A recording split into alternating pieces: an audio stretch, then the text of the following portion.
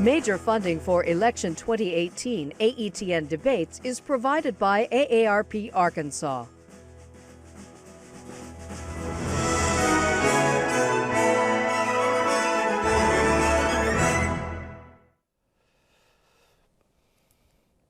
Hello, everyone, and thank you for joining us. Debate Week on AETN continues this hour with the race for Congress in Arkansas's 3rd District. In alphabetical order tonight, the nominees are Michael Kalagias, the Libertarian Party candidate, Josh Mahony, the Democratic Party nominee, and the Republican incumbent, Representative Steve Womack.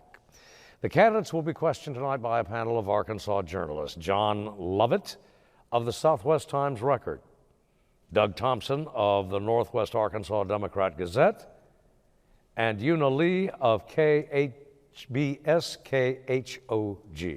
Each candidate will have 2 minutes for an opening statement. Each will have 2 minutes to respond to a question, while rebuttals are limited to 1 minute. At the conclusion of the debate, each candidate will have 2 minutes for a closing statement. Once again, the order of opening statements, questioning, rebuttals, closing statements, all determined prior to the broadcast by a drawing in which the candidates or their representative participated. Our timekeeper this hour is Anita Grote of AETN. And with that, our first opening statement tonight, Mr. Kalagias. Thank you. I'm Michael Kalagias, and I'm your Libertarian candidate for Congress. I'm a United States Navy veteran. I served for 5 years. I deployed to the Persian Gulf twice. I'm also a retired school teacher, and I served on the board of directors for a public utility. I'm currently a volunteer firefighter, and I serve at I volunteer serving for numerous local charities. I'm running for office because we deserve better. Right now, Congress has about a 10% approval rating, and it's been that way for a while. We have about $21 trillion in national debt, and that goes up every year, about $1 trillion a year. Our current congressman has been in office for almost 8 years. He's added almost $8 trillion to our national debt. We haven't had a balanced budget since 1957. The interest alone on that debt is currently about 10% of our discretionary budget. Over the next 20 years, that'll rise to nearly 50%. At the same time, Medicare and Social Security are going bankrupt. There isn't going to be enough money to pay for things like defense, or infrastructure, or healthcare, or education, or any of those things that we debate about in election years. These are not new problems. We've known about them for decades. The Republicans haven't done anything to fix it. The Democrats haven't done anything to fix it. It hasn't mattered which party has been in power. The result has been the same: bad government. We need to do something different. We have saddled our next generation with an unbearable burden of debt. It's like we've declared war on our very own children. We need to do something different. We need to vote differently. Do not vote for another Republican or a Democrat that's been corrupted by large corporate donors or by special interests. Do not vote for the lesser of two evils, or even worse, stay home and not vote at all. You have a better choice. I'm a better choice. Vote Libertarian for change. Thank you, sir. Second opening statement tonight, Mr. Womack. Thank you very much. I'd like to begin first by thanking AETN and the panel of journalists that are here tonight for hosting these debates. I think it's a great constructive forum whereby we can understand the issues that face the discerning electorate out there. In 2010, I left the office of Mayor of Rogers to run for Congress, and I made a commitment at that time that I was going to be a representative. I was going to go to Washington and represent the values espoused by the majority of citizens that call themselves home in the 3rd District of Arkansas. I believe I've done that. I've made that commitment in 2010. I reasserted that commitment in 2012, 14, and 16, where I successfully won re-election. And here I am again tonight, standing before the voters of Arkansas and asking for your vote and support for another term, for a 5th term in the United States Congress. My background speaks for itself. You know, I was a small businessman. I am a husband, a father, and a grandfather. I have served my country honorably in the United States Armed Forces with over 30 years of service. I've gone to Congress and I've been seated on a very powerful committee, the Appropriations Committee, and I've been elected chairman of the House Budget Committee. So I think that my peers in Congress believe in my talent and my leadership ability to create solutions that will put America on a different glide path. I'm going to agree with my opponents tonight on a number of issues, but there will be stark differences between the three of us as to what those right solutions should be. So tonight I'm asking again for your vote and your support as we seek a 5th term in the United States House of Representatives where we can continue to do the people's work for a better America. Thank you so much. Thank you, sir. And the moderator apologizes to Mr. Mahony for getting him out of order. You should, sir, have had the second opening statement, but we'll go ahead and take you now. I think I can make it work. My apologies. That's my okay. error. Thank you. Yes, I am Josh Mahony. I'm the Democratic nominee for U.S. Congress in Arkansas's 3rd Congressional District. I want to thank AETN and our moderators and the candidates and everyone that's here and the people at home for taking part in this debate and making it happen. I am thrilled that the state and our district gets to be a part of this process. I'm running for Congress in Arkansas's 3rd Congressional District because I want to represent Arkansans and Arkansas values in Washington, D.C.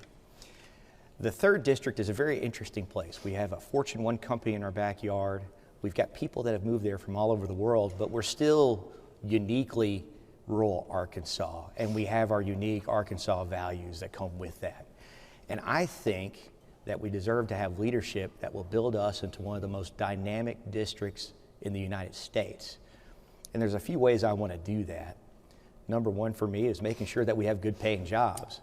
I've been part of a natural resource company for most of my life, and I want to use my knowledge of the energy industry, combine that with the boom in sustainable energy, and bring those jobs to the 3rd District because I think the natural state is a natural place to be a leader in sustainability jobs all across the nation. Number two for me is healthcare. I believe that healthcare is a right. Unlike my opponent, Congressman Womack, who has voted countless times to repeal the Affordable Care Act with no alternative in place, I want to fight to make sure that we have protections for pre-existing conditions and make sure that people always have access to essential health care benefits. And finally, I'm going to fight to protect Social Security and Medicare because our seniors have worked hard to pay into those programs. And the corporate tax cut that was just passed has been written to Congressman Womack's budget to be paid for on the backs of our seniors and cuts to those programs. And I'm running not to let that happen. Thank you. Thank you, sir. John Lovett has the first question tonight, and it goes first to Mr. Mahony.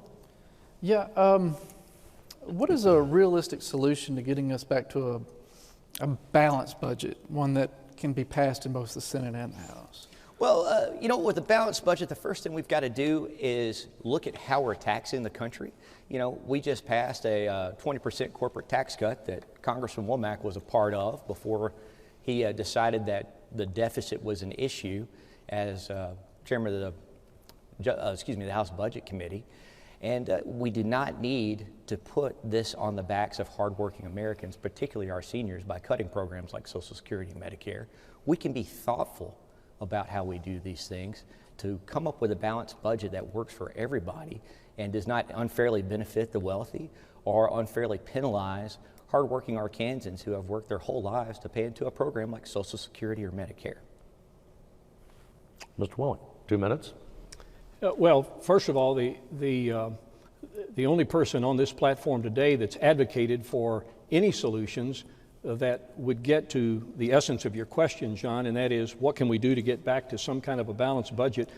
The budget for a brighter American future that I championed in the House Budget Committee and got through the House Budget Committee, and of course that's where it stops right now, does exactly that. It takes us to achievable balance in year 9 of this plan. So prior to 2028, we do achieve balance. But it's important for people to understand the facts, the truth as it is about the federal budget. About 70% of our federal budget is on mandatory spending autopilot, going unchecked year over year. It grows exponentially throughout the 10-year budget window. Only about 30% of federal spending is what we call discretionary, and that's the spending that most people are familiar with their government. That's national parks and national defense, and that's cancer research and education, those kinds of programs. The problem is those programs are getting squeezed every year. That's what the appropriators face every year, the squeezing of those discretionary dollars, because we haven't got a solution for the mandatory spending. Now, the fact is this, as my opponent has asserted that I want to cut those programs, I don't want to cut those programs. If I wanted to cut those programs, I would do absolutely nothing because they get cut on their own. In 2026, the Hospital Insurance Trust Fund goes broke. In 2033, 2034, Social Security goes broke, not enough money to pay the benefits. So you have to address the entitlement programs facing this country that continue to grow exponentially without any congressional input whatsoever. If you don't control that form of spending, there's no hope that you'll ever get to achievable balance. Well, you can't do that when you explode the deficit. Mr. Mahony, I have to interrupt and say the rules. I have to go now to Mr. Kalagias. You'll get a rebuttal. We've been hearing for the last 3 decades that we'll balance the budget in 10 years. We'll do this, and in 10 years it'll balance. And it's never happened, and it's not going to happen. Trying to think that something will happen later to kind of help us out, it hasn't worked. We need to do something now. We need to fix something now. There are very few budget hawks that are left in Congress. The good news is that you don't have to have a majority. So right now you get a majority Democrat Congress or you get a majority Republican Congress, and each one tries to work its hardest to meet its party's goals and then yells when they're not in the majority and they can't do that. What we need to do is get it to where there is no party in power.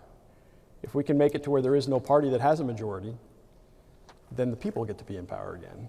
Then instead of arguing over whether we pursue Democratic priorities or Republican priorities, we can start pursuing American priorities that are good for the people. We can start leaving out a lot of the special interest spending that goes on that makes up a huge portion of our budget. Even that's on autopilot, as the congressman has mentioned. A lot of that is going to government contractors that have had written into the law something that benefits just them. So we see it on every aspect. We see it in defense, we see it in infrastructure, we see it in healthcare. It's all written to benefit certain companies that make out like bandits at the expense of the rest of us. As someone who's going in independent from those 2 major parties, I wouldn't be influenced by any of them. As someone who's coming from a party that doesn't have huge corporate donors that are sponsoring them or lobbyists that keep trying to get them to do their thing, I would have the freedom to do the right thing.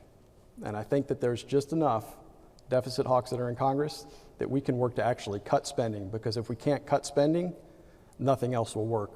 Working people are already paying 50 to 60% of their income in taxes. We can't tax anymore. We need to cut spending. Now, Mr. Mahony, 1 minute rebuttal. Thank you, Steve. You know, this is part of a long-established Republican plan that we're seeing enacted for the first time in quite a while. It's explode the deficit with the tax cut that gave a 20% tax cut to corporations. It's going to add $1.5 trillion to our deficit. And then we see the person that's in charge of the budget, which in your case is you, Congressman Womack, say, oh my gosh, we've got to cut entitlements. First off, I don't believe those are entitlements. Those are earned benefits that our seniors have worked and paid into their entire lives. They deserve to have those programs there, and we can fight to have a moral document that has our budget that makes sure that Medicare and Social Security are protected and respects to the middle class. Those are our job creators. When they have more money in their pockets, they buy more goods and services, they start small businesses. We don't have to give tax cuts to major corporations that don't need them. All right, thank you. Our next question, Mr. Thompson, first for Mr. Womack. Congressman, Ines Caceres entered the United States legally a quarter century ago. He lives in Springdale. He's lived there legally under the temporary protection status since that time. Next year, he doesn't know if he's still going to be allowed to remain here. He faces possible deportation. At the same time, many of your other constituents are frustrated at what they see as a Congress that can't make up its mind on what immigration policy should be, and at the same time, we now have children being kept in tents. What are the chances, what can be done to get a coherent immigration policy out of Washington? Well, it's a great question, Doug, and it's one that's eluded Congress for a long, long time. I was dealing with immigration issues when I was the mayor of Rogers, so I'm very familiar, intimately familiar with the consequences of a failed immigration system in our country. I thought we had the right plan. Bob Goodlatte, chairman of Judiciary, brought forth a plan. It was far too conservative to ask our friends on the other side of the aisle to support it, but it addressed those 4 pillars that President Trump talked about in his State of the Union address. Things like chain migration, border security, relief for DACA, ending the visa lottery system. We had a plan put together that would address those issues. And when it failed to get the required number of votes in the House, our leadership sent those lawmakers back to the table again with the people on the moderate side of the equation to hammer out an agreement between where can we actually go in addressing these 4 pillars and come up with a system that could get bipartisan support. Well, we knew 2 things, Doug. We knew, number 1, that Republicans were standing for border security. But we needed to marry border security with some other issue that would be important to the other side of the aisle and important to members on my side of the aisle as well, and that's relief for the DACA program. And so we thought that we had the right marriage between 2 key issues in this immigration debate that would serve as a catalyst to be able to get this through. We take that to the House floor. Now, understand, we had hardcore, ultra-conservative Republicans and very moderate Republicans working together on the same issue. We put that to a vote on the floor, and how did our Democrat friends vote? They voted present. They voted present. Because they don't want their name associated with voting against relief for DACA. So in order to kill a bill that the Republicans had offered that should have had bipartisan support, they voted present. That's the kind of partisan politics that has to end if we're to solve an issue as big as this one. Mr. Womack, thank you. Kick it over now to Mr. Kalagias. Yeah, I think once again we're seeing, as Congressman Womack has just explained, that we have partisan gridlock in Washington, D.C. The Democrats will not support anything that's put forth by the Republicans. The Republicans won't support anything that's put forth by the Democrats. And it's not really mattering a whole lot what's actually being put forth or what the detriment of not passing something is. Our immigration system is broke. I think everybody can agree on that one. My grandparents on my dad's side were immigrants to this country. My grandfather really wanted to be an American. And he was able to live that American dream. He was able to come here. He was able to get a green card. He was able to take a citizenship test and become an American citizen. And so I've become part of that American dream. I'm living that dream. And that opportunity doesn't exist for most people anymore. The wait now for a green card can be 20 to 30 years. Most of our immigrants aren't sneaking across the border somehow trying to get here. They're coming through on legal visas. They are legally entering this country. And while they're waiting, their visas are expiring because they cannot get a green card because there's a 20 or 30-year wait to get that green card to try and become a citizen. They are being denied that American dream that the Statue of Liberty represents. We need to fix that. What we have now is we're fighting over symptoms of a completely broken immigration system. So I want to fix the system. Then we don't have to worry so much about the system, about the symptoms. So, and in order to do that, we're going to have to break that partisan gridlock. And in order to do that, we're going to have more than 2 parties at the table. If you still have just Republicans and you still have Democrats, the Republicans are still going to do what's good for the Republicans. The Democrats are still going to do what's good for the Democrats. And that's never what's good for the rest of the country. We need to stop that partisanship. To do that, we need to vote for someone different. How to Mr. Mahony, 2 minutes, sir. Yes, you know, I am disgusted with the lack of progress around immigration reform in this country. Some of the worst things I've ever seen this year to come out of the history of our federal government when we put children in cages at the border from people that were coming simply to cross the border or to claim asylum. Now, I support a pathway to citizenship for DACA. I also support a pathway for citizenship for people with TPS. And if people don't know what DACA is, it's people that came here as children. They were brought across the border when they were very young, and they've lived their whole lives in this country, and this is the only home they've known. TPS is temporary protected status. It's people that came here because they were fleeing potentially a war conflict or civil war in a lot of instances. I have my own friend of mine that's been here for 20 years that works in a shipping facility nearby, and he has children that are adolescents that ask every day, what's going to happen if they come get you? Who's going to take care of me? His kids are citizens. So they're living this trauma too. And we have these people who are American in their hearts, and they deserve to have the opportunity to become an American citizen. And I got to say, you know, Congressman Womack referred to his time as mayor. When Congressman Womack was mayor, there were some issues around immigration I don't think that were very good. And they did not reflect well on your campaign, sir. If I remember correctly, Newsweek wrote an article about it because they were suggesting the police were profiling our immigrant community. And, you know, I think that in a district like the 3rd, where we have become a new face of immigration, where people have come there to build our businesses, we should be a leader on immigration reform, not somebody that's standing by the wayside and letting things just happen as they do. Mr. Womack, 1 minute rebuttal. Well, first of all, I'm vaguely familiar with the article that my opponent on the left, tonight on the right, but functionally on the left on these issues, refers to. But I had a police officer back in the early part of my administration as a mayor who nearly lost his life because an illegal immigrant secured his weapon, fired a shot that severed his femoral artery. And it was then that I knew that this whole immigration phenomenon had come home to Northwest Arkansas, that an illegal immigrant was capable of potentially taking the life of a law enforcement officer. So that caused me to believe that we have to have a better immigration policy, and to do that, we first need to secure the border and then look at the other internal functions of our immigration policy that are broken. But unless and until you secure that border, you're never going to have a meaningful immigration system, because it will just continue to proliferate across the country. So that's my background on it, and we will continue to work toward it. Ms. Lee has the next question, and it goes first to Mr. Kalagias. Mr. Kalagias, the Department of Veterans Affairs continues to struggle with poor performance and scandals. Most recently, the Veterans Affairs struggling to pay student veterans the housing allowances under the GI Bill, the VA canceling thousands of diagnostic tests, and closer to home, the pathologist found to be impaired at the VA Medical Center in Fayetteville. You know a little bit about that. So if elected, what will you do to help veterans?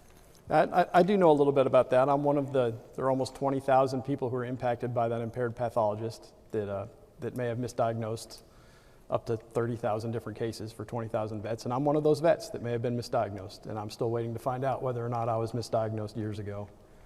Our Veterans Affairs Department has not been very well run. And in recent years, they've tried throwing some more money at the problem, but it hasn't really fixed anything.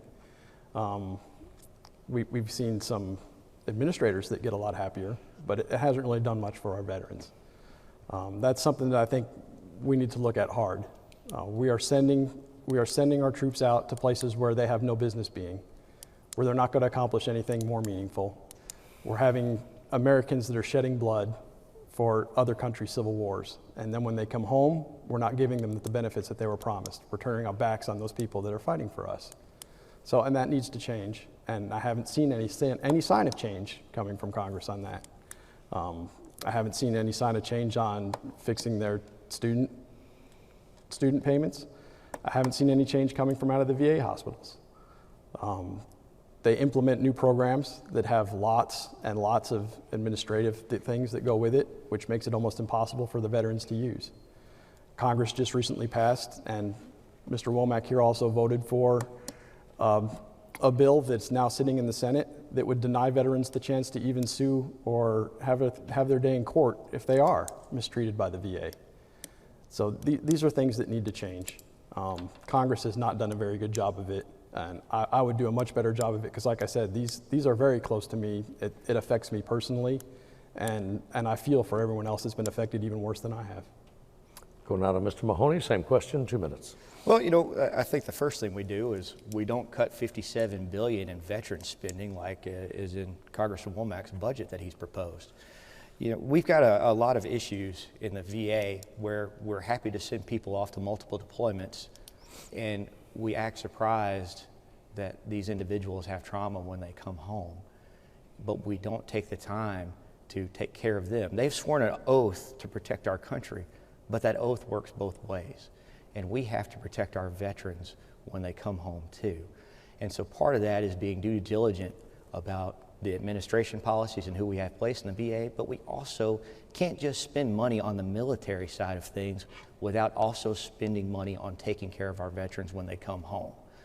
I firmly believe in that, and I'm very frustrated by it. One of the things that I've always been very curious about is developing a residency program with a lot of our nurses and doctors that are coming out of school. If they would spend 5 years in the VA, we'd work on some loan forgiveness with them. So we have a continuity of quality care for everyone that's coming through our Veterans Association.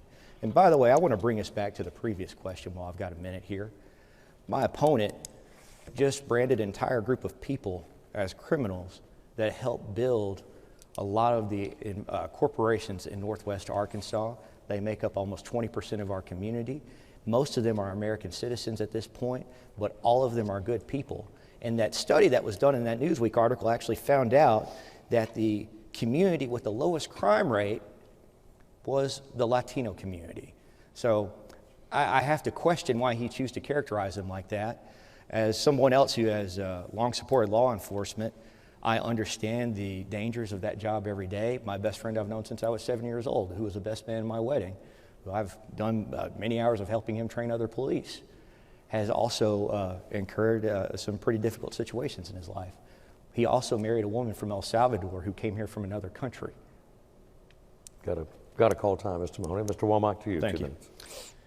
Well, you know, Michael said a minute ago that you can't just solve the VA problems by throwing a lot more money at it. We have thrown billions of dollars at the Veterans Administration.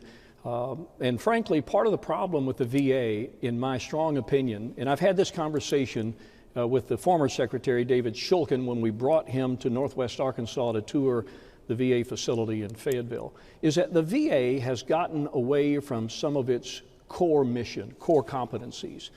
Building hospitals is not a core competency of the VA. Doing information technology work, i.e. database management, those kinds of things, not a core competency with the VA. And former Secretary Shulkin and I agreed that those are some of the things that we needed to be outsourcing from the VA so that we can channel the VA resources that are precious into the programs that actually go right to the heart of treating and caring for our veterans. And that, of course, ended up becoming part of the Choice Act, where because of the backlogs on a whole lot of cases around the country, and you know where they were, having trouble getting proper treatment in a timely way, we created a VA choice program where we could, after a certain period of time, these veterans could take their care to a private physician, to the market, so to speak. The problem is it has been underfunded. It hasn't enjoyed the amount of funding to give it long-term sustainability. So we will always continue to fight for more money to give our veterans that opportunity to seek care elsewhere than the VA treatment facility. And Michael, I sure pray fervently that the misdiagnosis, that no misdiagnosis happened with your particular case, because what happened with that pathologist in Fayetteville was a very regrettable, very expensive, both in terms of resources and in terms of lives, cost in our country.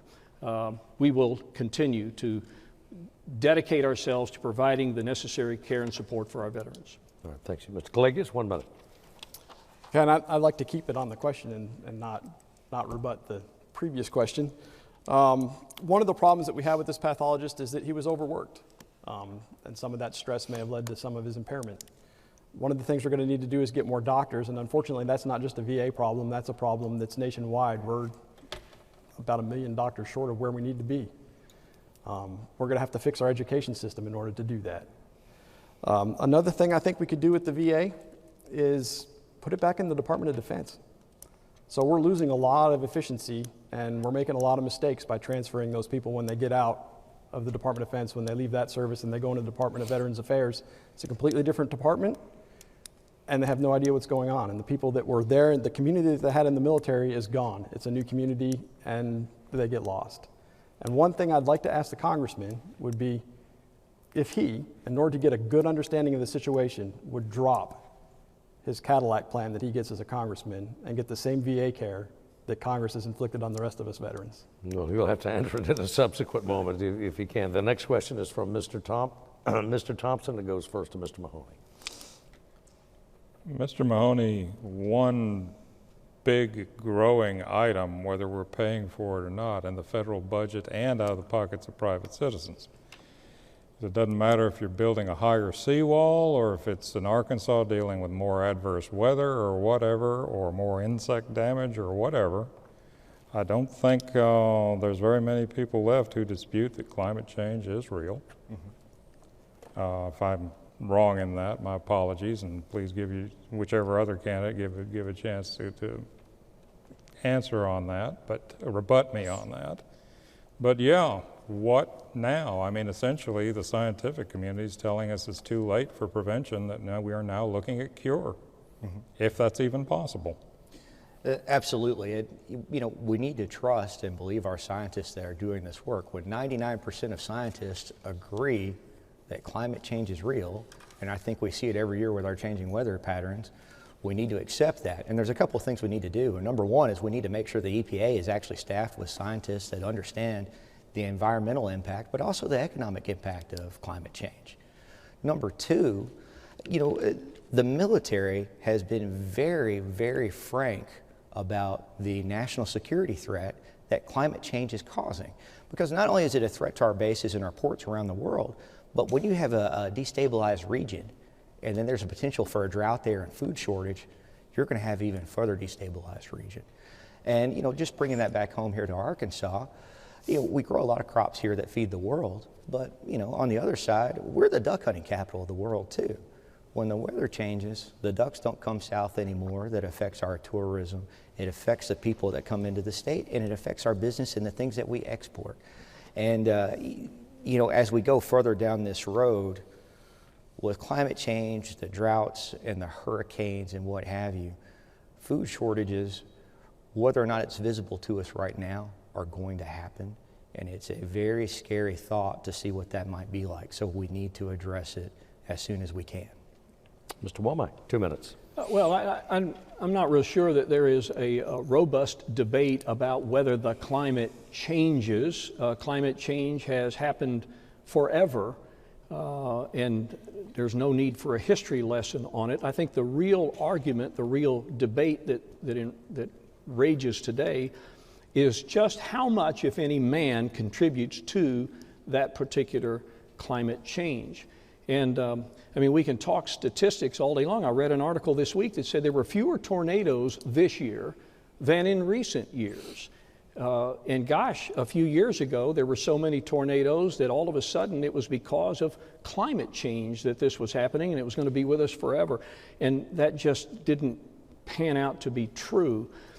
Look, I believe this. We have an obligation as a society to protect what the good Lord has given us in terms of resources. And it's up to us to make sure that we are good stewards of those resources. At the same time, I think it's important that we carefully balance between economic activity, the productivity of the American economy, and its relationship to things that seem to go on the dartboard of the climate change person, and that is primarily oil or petroleum-related products.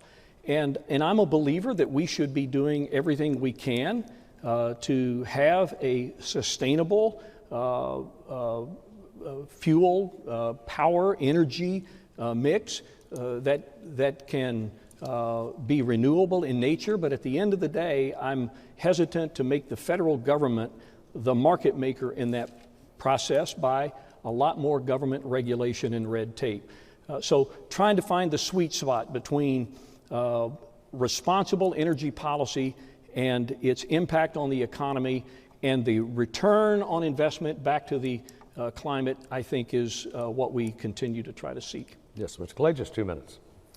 Yeah, I think it can't really be settled science in that there's too many variables. As a former science teacher, one of the things that you have to do before you can say something is in fact true is you have to be able to eliminate all of your variables so that you're just testing one variable to see if that's in fact the case.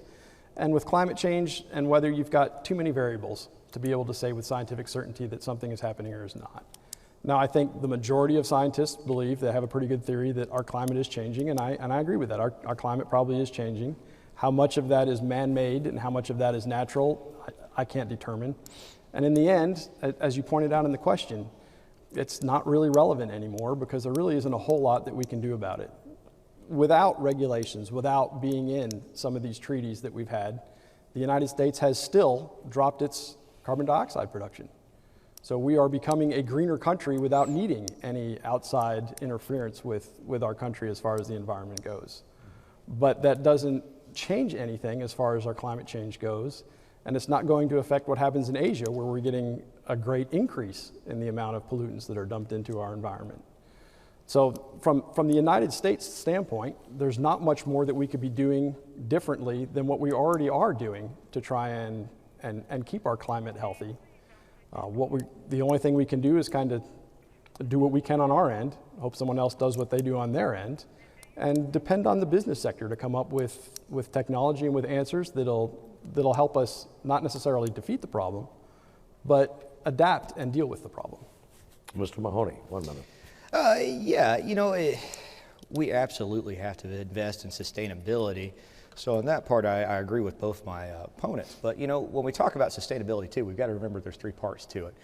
The first part is planet, the third part is people, or excuse me, the second part is people, and the third part is profit. If it doesn't profit, it's not sustainable. Our #1 corporation that's in our backyard has an impressive sustainability policy. A lot of our natural resource companies have been charging themselves an internal carbon tax because they know that they have to make the move to sustainability. And while Scott Pruitt was in office cutting all these advantages that the solar industry had and tariffs were being put on solar cells, my opponent, Congressman Womack, didn't say a thing about it. And we have to step up. Let's bring those jobs in. Let's update our infrastructure to an electric-based infrastructure. Let's have those jobs, and let's do the right thing at the same time while we're making money and protect our planet. New question now from Ms. Yee, and it goes first to Mr. Womack. All right, well, Congressman, it's the job of the Senate, but would you have confirmed Brett Kavanaugh to the U.S. Supreme Court if given the opportunity? And if the allegations of sexual assault or of lying under oath against Brett Kavanaugh is proven, then do you support impeachment?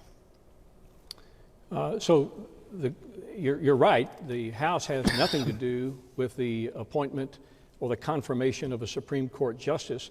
But direct to your question, were I sitting in the place of Tom Cotton or John Bozeman, our United States senators, I would have clearly voted the same way, yes, to confirm Brett Kavanaugh to the highest court in the land.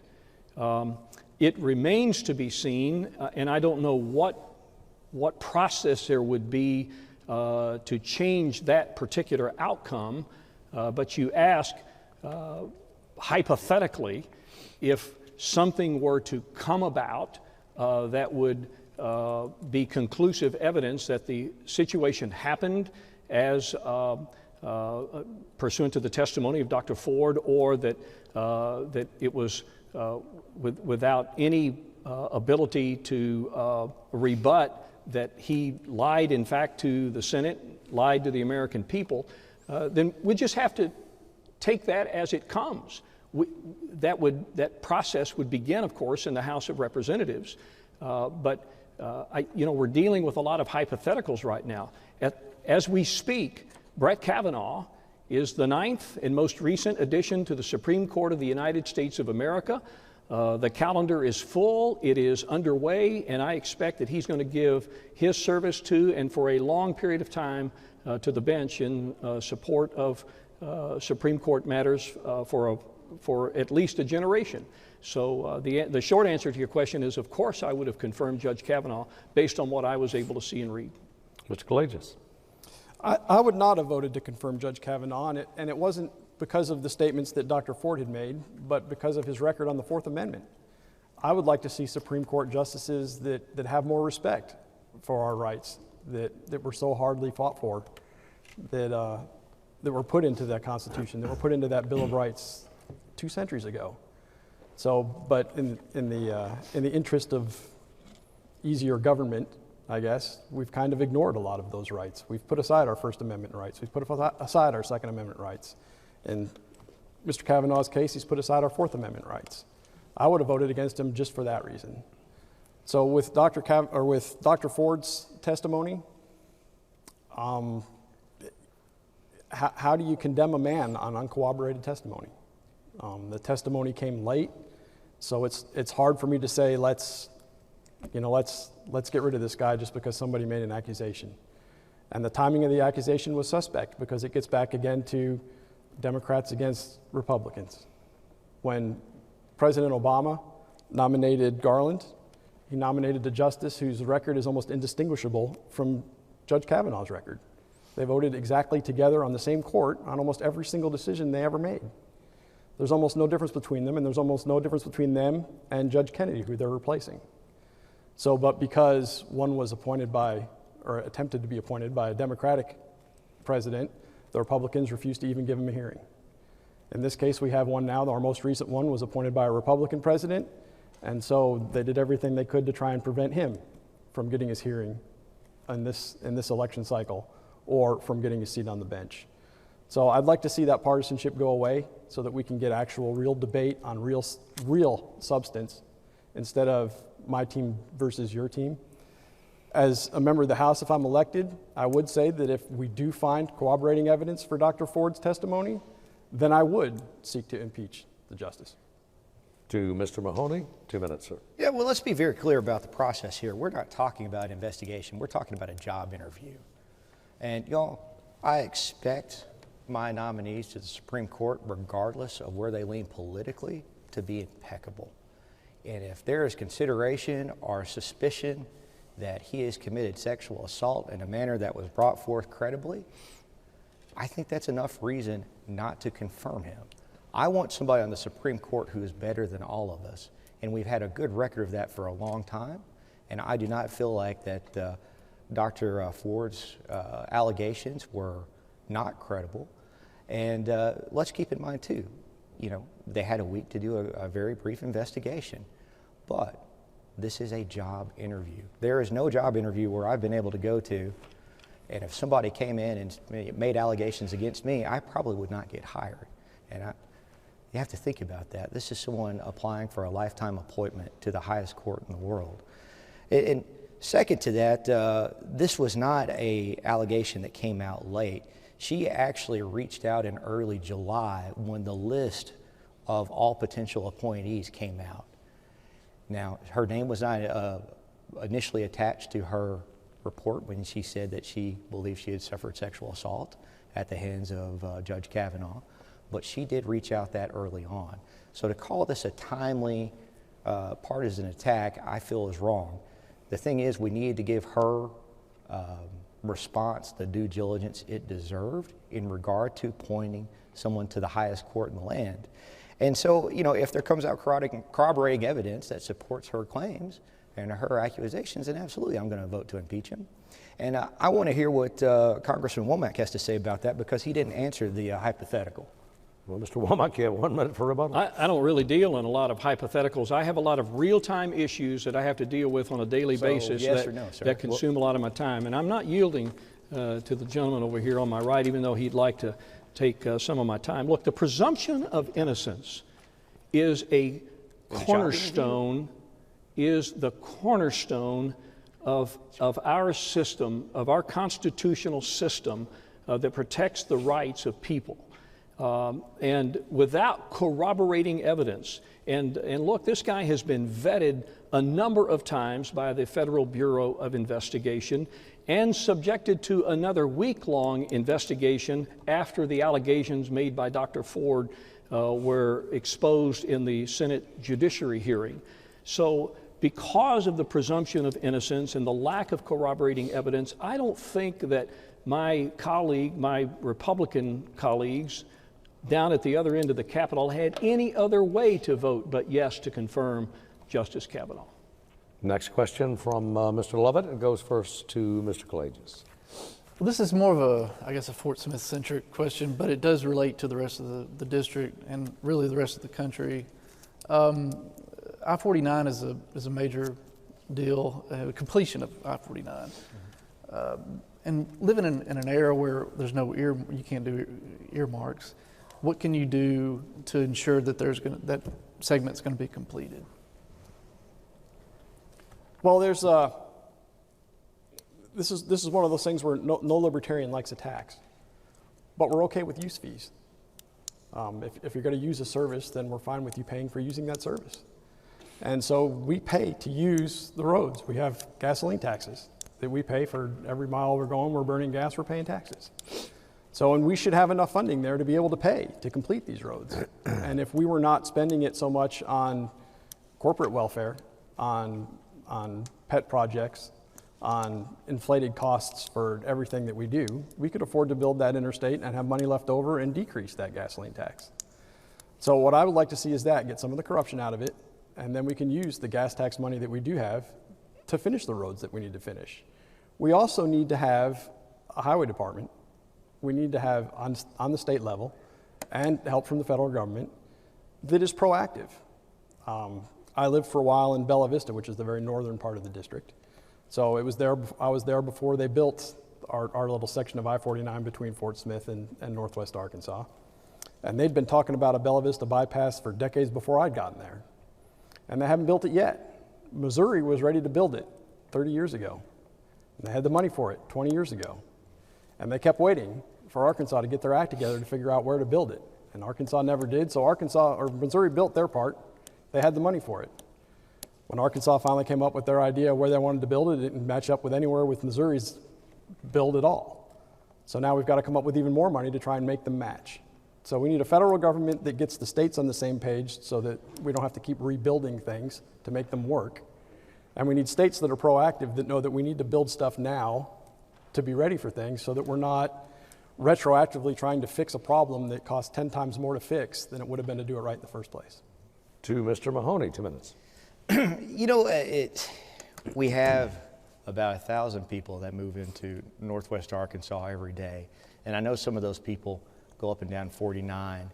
And being in the heartland of the country, it makes so much sense to make sure that our infrastructure going through Fort Smith is completed, because we can manufacture there and ship all over the world, or excuse me, all over the country, I should say.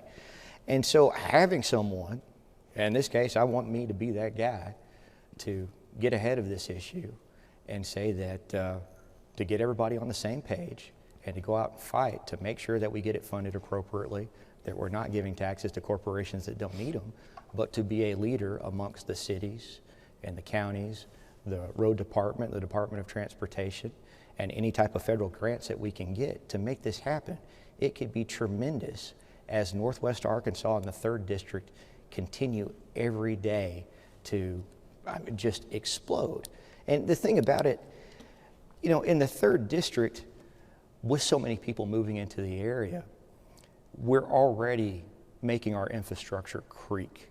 And so we've got a great argument to go forward and say we need to invest in an infrastructure project across the country, but particularly right here in the 3rd, because it's going to make a difference for a lot of people, and it's going to make a significant economic impact. And so I would like to see those things happen. I would like to see our factories in Fort Smith get busy again, and I'd like to see them put those roads to good use that we're going to build so we can deliver goods all over the country and have those jobs there in Fort Smith.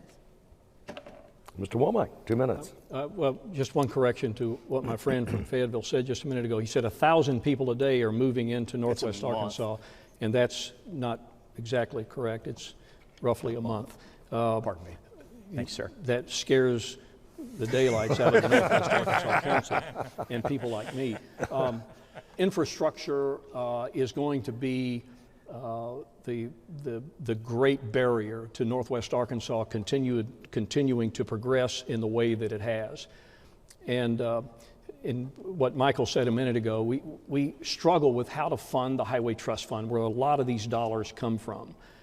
And nobody wants to pay higher taxes. Nobody wants Big Brother tracking your mileage that you're putting up. We don't have an answer for electrification of cars.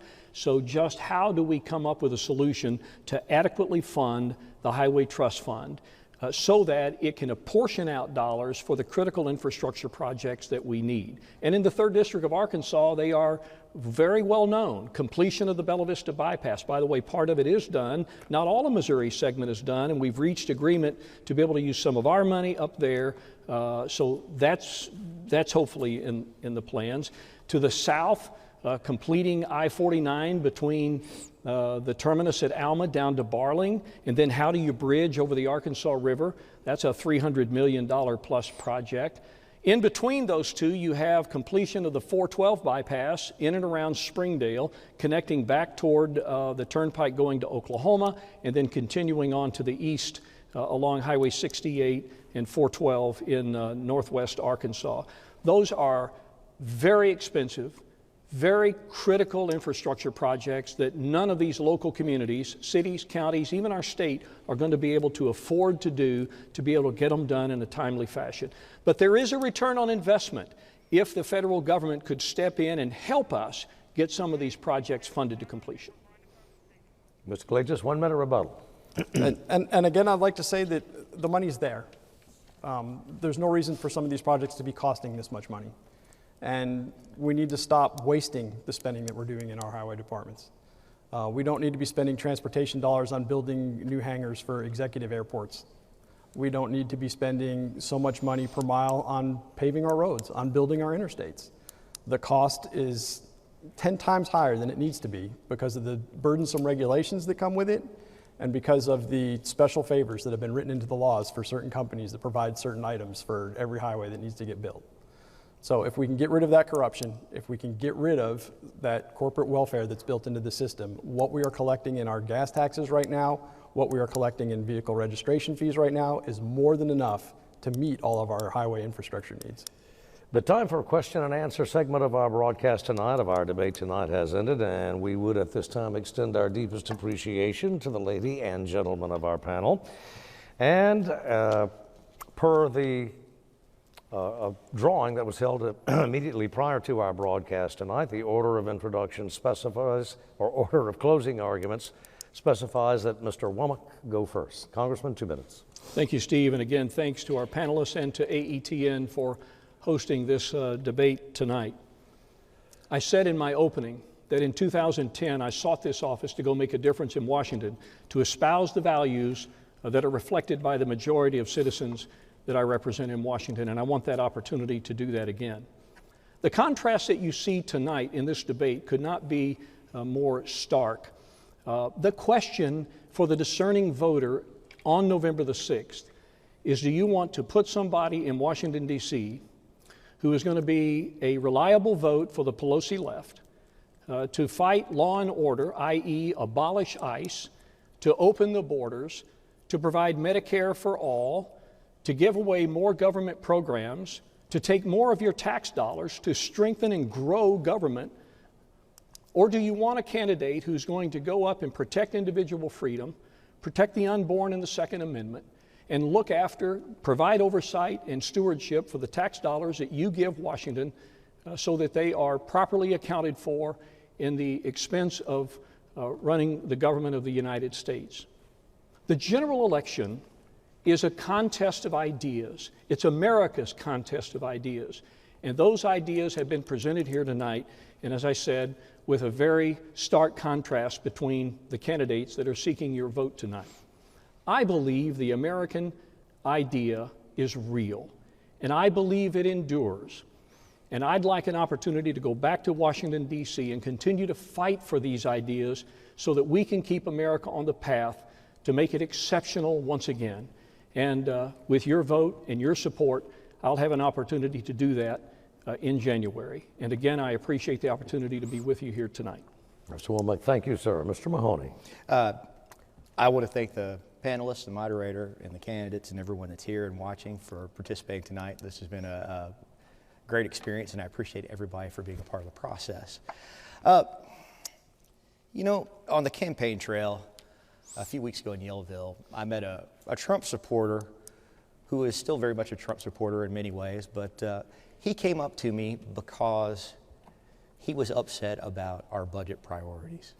And he expressed to me the difficulties that they had trying to afford medical bills for his wife's cancer treatment that she ultimately died from.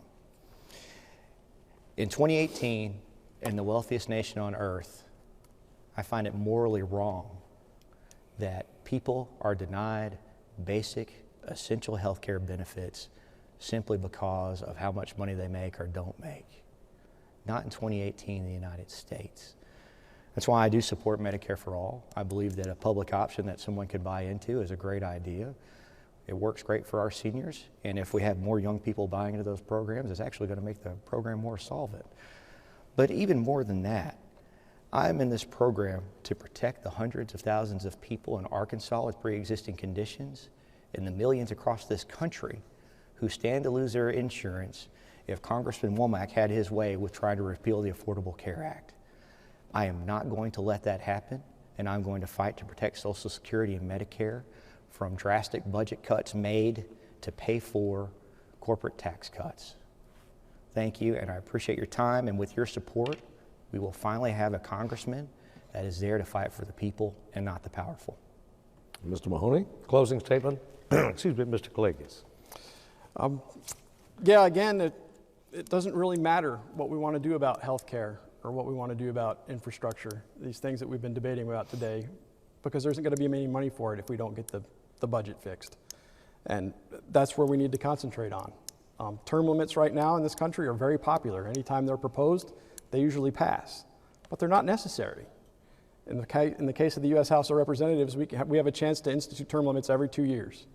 And I would urge those of you that support term limits to do it here too. You can go to the ballot box in November and you can vote for term limits by voting against the person who's been in Congress now for almost 8 years and put somebody new in the job, because the job we've been getting so far from our Congress hasn't been good. I'm not going to vote for any spending bill that isn't part of a balanced budget. I'm not going to do anything that's going to add money to a deficit. Okay, I'm going to only vote for things that get us a balanced budget, and now, not 10 years from now, hopefully. I'm going to work with the deficit hawks that are in Congress to be able to cut spending, cut it significantly, cut it responsibly. You have the chance to be the change that you want to see in the world. You can be part of history. Be libertarian with me. Vote for the honest guy for a change. Mr. Kalagias, thank you. Ladies and gentlemen, the candidates for Congress in Arkansas's 3rd Congressional District. Gentlemen, thank you very much for being with us tonight. And you are very cordially invited to join us tomorrow as Debate Week continues here on AETN. Good night.